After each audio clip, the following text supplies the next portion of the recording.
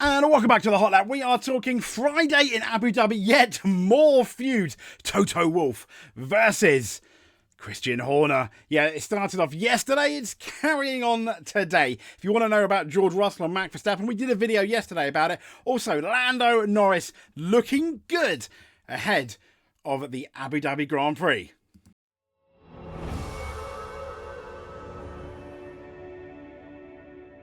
So firstly, a massive congratulations to a mini Verstappen / PK on the way. They, as you can see here, we couldn't be happier with our little miracle. Now, if this has the genes of Verstappen and obviously the granddad's going to be a certain Nelson Piquet. So together that is a seven world championship gene pool. Potentially this little one could be absolutely awesome and unstoppable. Fingers crossed we see them in maybe 19, 20 years in Formula One. So in other news, here is one of the, slightly friendlier feud.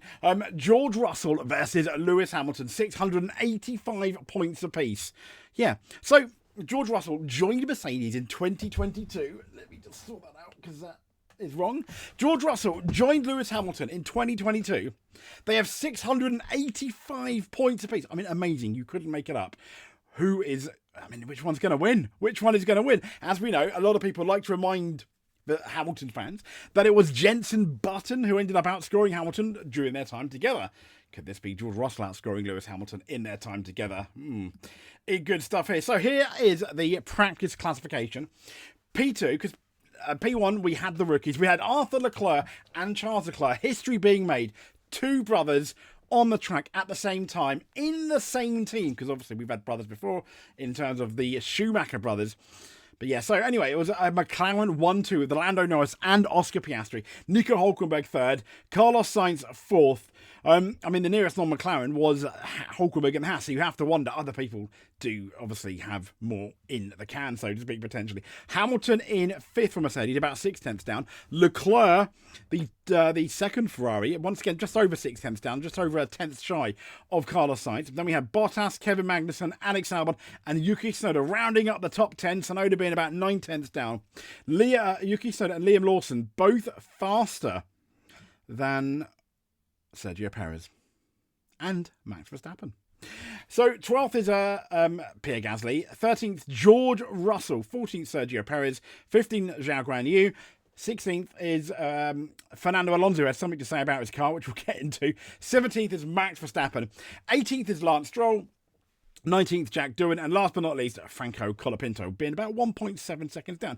Yeah, he's not really having the best of the end of the season, isn't he? Started off with a bang, going out with a whimper. That's something we hope doesn't happen to Lewis Hamilton. But in terms of whimpers, breaking news, well, not really breaking now, some of you may well know about it, but Charles Leclerc, in the first practice session, was delayed going out because there was something wrong with his car. He's got a 10-place grid penalty because of a new battery. Really, really sucks, especially if you're a Ferrari fan, for that Constructors Championship. Yes, it was. I'm not saying it was a long shot. Can we say like a medium shot? But they were potentially going to get the title. They needed a win. They needed potentially a 1-2 or a win in a really, really bad McLaren race, which a la Qatar. And a la Qatar could happen, couldn't it? It very much could happen. But yeah, thoughts are with Charles Leclerc, who also supposedly had a bout of food poisoning, and he was concerned he wouldn't be able to have that practice session with his brother, which was a lovely moment for Formula One. So Fernando Alonso has come out and said worst car ever as the Aston Martin. Now, as we know, lots of teams, you've got Hamilton does it, Verstappen does it as well. I think Russell's done it. All guys have done it sort of about the car, but then Fernando, I think, sometimes is on another level. If you remember, go back to the beginning of 2023, it was all cakes and rainbows and it was all very lovely at Aston Martin. And I think I suggested a while back, that's the good thing with Fernando, it's all good until things start to go wrong. And he's very public about it. Worst car ever. Really? I mean, bear in mind, he did drive the McLaren Honda when on its debut in 2015. I'm just saying, GP2 engine, etc. I don't think it's obviously not the worst car ever. And it's Fernando Alonso. I mean, has the rot started? This is the one issue that we have with Fernando Alonso. He did it, for example, at McLaren. He's doing it at Aston Martin. I don't really know if he did it too much in Alpine. There were issues there potentially at Ferrari as well. He's very vocal. Team player? Well, this is the thing. Is he a team player? Having said that, we do see Hamilton do stuff like that. We have seen even Verstappen do stuff like that. But I can't help with Fernando Alonso. It appears it's like almost on an extra level in relation to that. And slightly controversial maybe. Is this why Fernando Alonso is only a 2-time world champion and not maybe a 4 or 5-time world champion as his talent deserves? Big question marks there I think, when he looks back at his whole career. I guess maybe that's just the way he is. I don't know. But I was disappointed. So, next up, this is really interesting. Everyone's saying Sergio Perez is going to go. His father has come out and gone, no, Sergio Perez is not going to go. And he said it's unfortunate that Red Bull didn't try harder to win the Constructors. I'm not solely responsible. Here's the article here. I don't know how much I believe. But Sergio Perez says believes he cannot be solely blamed for Red Bull's failure to secure the Constructors' title. 34-year-old argues that other factors prevented the Milton Keynes squad from retaining the team's championship. This weekend looks to be his final race with Red Bull after let's be fair, 2 poor seasons.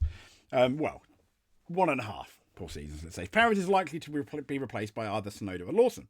For the majority of the season, Red Bull have waited for Perez to improve, and let's be fair, he hasn't really since the beginning of the year. He was good, got podiums, and then not. The team's decision to give the Mexican driver a multi-extension was the evidence of their eagerness to keep him. That was very well questioned, let's say. However, even a team seemingly insistent on preserving the status quo have been forced to change their tune. When pressed on Perez's future, Horner said, and he admitted, the points are what they are. Is he talking about the points to keep Perez or the overall points? Interesting, isn't it? Interesting stuff. So, with the future increasingly uncertain for the 6-time race winner, Perez has defended his record over the last 12 months. He said, I still feel like I have a few years in me at the sport at this level, and for sure I want to finish with Red Bull, he told the media. Of course, I take responsibility, but also I don't feel it's a fully down to one person. I'm obviously part of a big organisation, a big team, and it's very fortunate that we still don't... Can I move that? Is it? I can see the green screen not working too well. Okay. So, there we go. It's a problem with green screens, isn't it? I'm obviously a big part of an organisation and a big team, and it's very unfortunate that we did not fight any harder for the Constructors. I mean, like... This really does appear to be a case of hold your tongue. Perez's suggestion that Red Bull are responsible for his failure to score enough points is difficult to rationalise. After all, despite finishing 300 points behind Verstappen last season, Horner's team decided against making changes. Considering that Perez is currently 277 points behind Verstappen, it seems clear Red Bull were too lenient. Few teams would have kept him, and in particular Red Bull, who like to get rid of drivers a lot. Now, Red Bull's refusal to promote Yuki Tsunoda and Lawson 1 year wait before returning to F1 are clear evidence that the team wanted to avoid any changes. It's only now, after losing the Constructors, Perez, that's amazing. That's mind-boggling, isn't it? Perez scoring 9 points in the last 7 rounds. Red Bull have committed to change. In the context, the team's traditionally cutthroat approach with its drivers have been given far more chances before him.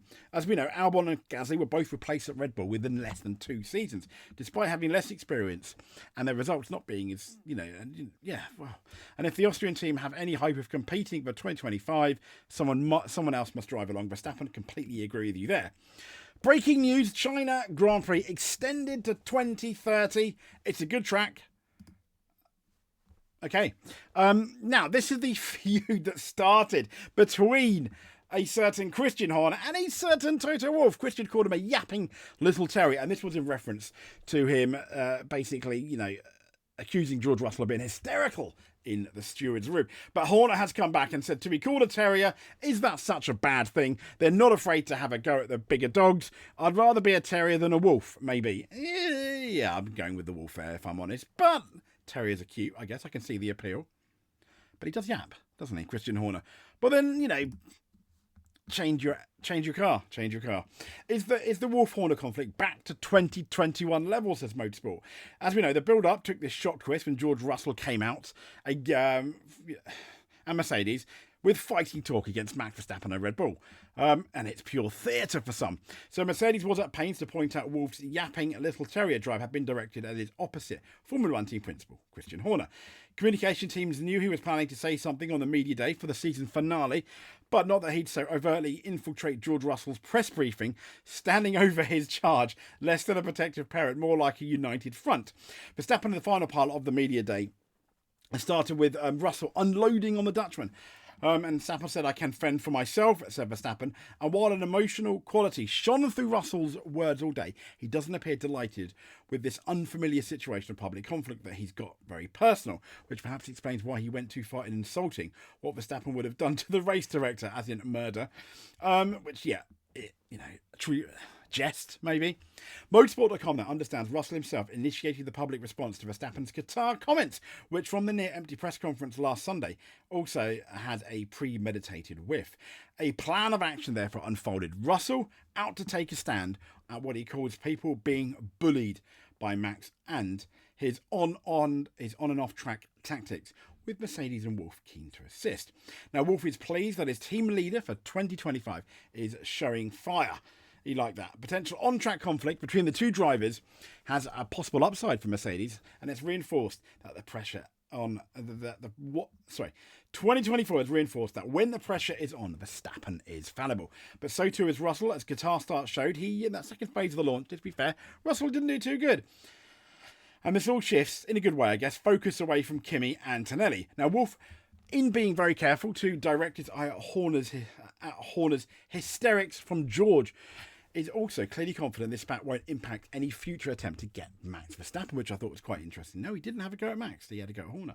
Now, Wolff even thinks that Russell and Verstappen will be playing paddle tennis together again soon, but there's a warning in the latter's refusal to help Sergio Perez finish second in the 2022 championship that highlights how Verstappen seemingly struggles to let any perceived slight or injustice go.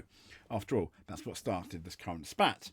Red Bull's side in this conflict has been quieter overall. In terms of the PR game, they are led by Verstappen, as he will say and do as he sees fit. I mean, maybe that's half the problem with Red Bull. In the way they do their drivers. And we saw issues, for example, again with Sebastian Vettel, didn't we, not that long ago, when he was in the Red Bull team, multi-21, etc. It seems like they don't have control of their drivers. But Wolff views this as failure of management, there we go, on Horner's part, although it would be utterly fascinating to see how successful he'd be in working with and around Verstappen's uncompromising character. Red Bull insiders are not viewing the spat of the 25 battle starting now, but it's been long accepted that the mind games are constant. There's even a wild theory that this whole exchange is designed to suit Netflix's up-and-coming season of... Horner's public response to Wolff's yapping little terrier comment came in the FP2 press conference at Yas Marina on Friday. If not his semi-regular slot on Sky F1 beforehand, Wolff did seem to go low rather than high in such a personal retort, but he felt he had to respond to Horner's use of hysterics jibe when Horner, did that jibe there. Wolff said he'd never do similar with such a specific word, which, let's not forget, can come with a misogynistic connotation. And okay. But there we go. So Toto Wolff versus Christian Horner. Who would you go for? Comment below. Let us know. If you made it to the end, you are an F1 world champion in our eyes. Long live the Abu Dhabi Grand Prix. Probably not as a finale, though. Everyone's going, oh, it's such a lovely track. It's soulless, isn't it? It has been boring most of the time. I know people are like, oh, look back, it's because of that 2010 race. No. It has produced more boring races than good races, let's be honest. Yeah. That's about all I can say about that. Anyway, if you made it to the end, you are an F1 world champion. If you made it to the end, hit that notification button or hit that like button or even comment below. You are a multiple world champion. We'll speak to you soon. Thank you. Thank you very much.